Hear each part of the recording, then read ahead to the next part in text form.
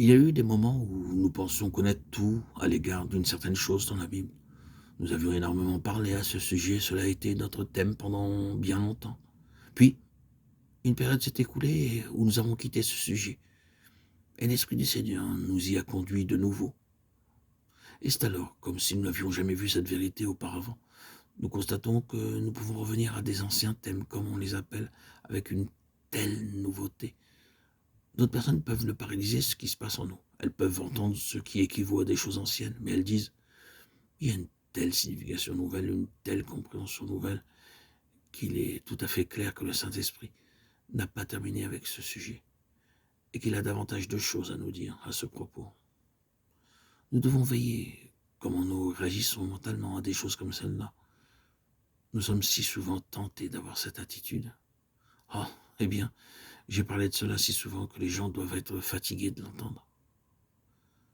Le Saint-Esprit dit, tu redis cela, ne tiens pas compte de ce qu'ils pensent, même s'ils l'ont entendu un millier de fois, tu le dis. Et quand vous agissez ainsi, il y a quelque chose qui se fait, qui ne s'est jamais produit auparavant, malgré toutes les déclarations précédentes à propos de la même chose, malgré toutes vos connaissances sur le sujet. Veillez à ne pas mettre une étiquette sur quelque chose dans la parole de Dieu et dire que nous avons épuisé ce sujet. Si vous traitez les thèmes de la Bible comme tels, vous risquez de mettre tout de suite une étiquette sur tous les sujets et de les considérer comme classés. Si vous vous mouvez dans l'esprit avec la parole de Dieu, il n'y aura jamais un moment où une partie de la parole de Dieu qui deviendra obsolète. Jamais. C'est la même vie nouvelle qui n'a jamais existé auparavant qui est venue en nous. Pour nous constituer et faire de nous une partie de l'homme céleste. C'est elle qui est tellement et continuellement gouvernée par la parole en vue d'une augmentation constante, d'une croissance incessante. Souvenez-vous donc qu'il s'agit d'une question de vie. Souvenez-vous que la doctrine est issue de la vie. Et ce n'est pas la vie qui est issue de la doctrine. L'Église est issue de la vie. Et ce n'est pas la vie qui est issue de l'Église. Ce n'est pas un attachement à la doctrine, un attachement à l'Église, mais un attachement à l'homme céleste, d'une façon vivante, qui est la nécessité vitale. Alors, vous obtiendrez la doctrine et l'Église. Dans la parole telle que nous l'avons, la doctrine est venue après la vie. L'Église a existé avant que la doctrine de l'Église fût donnée. L'attachement à l'homme céleste a produit la doctrine de l'Église. L'Église naquit par une relation vivante, non pas en adoptant une révélation de ce qu'est l'Église et en cherchant à la mettre en œuvre. En tout premier lieu, la vie vient et où la vie se trouve, le reste suivra. Il est inutile d'essayer d'imposer aux gens la doctrine de l'Église ou toute autre doctrine s'ils ne sont pas ouverts au Seigneur. Le Seigneur sait ce qu'il fait. Vous ne pouvez pas aller partout dans le monde, ni même parmi les chrétiens, en emmenant toute votre doctrine, votre pleine révélation et avoir la science, tandis que vous la communiquez, que les gens y vont s'y élancer. Vous devez aller où l'Esprit vous conduit, car l'Esprit sait exactement où il y a suffisamment de vie pour que le terrain soit préparé. Et ce qui peut correspondre à ce que vous devez donner. Combien nous aimerions parcourir le monde et dire à tous ceux qui appartiennent au Seigneur ce qu'il nous a montré et leur transmettre la révélation du corps de Christ.